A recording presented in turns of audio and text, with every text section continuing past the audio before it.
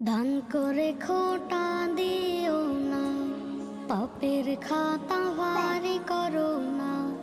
দান করে খোটা দিও না, পাপের খাতা ভারী করো না। নষ্ট হবে তাতে তোমার দান, নারাজ হবে খোদা রহমান, নারাজ হবে খোদা রহমান। দান করে খোটা দেয় যে জান্নাতে যাবে না তো সে। দান করে খোটা দেয় যে জান্নাতে যাবে না তো সে। আরো বলেন রাসূলে আকরাম,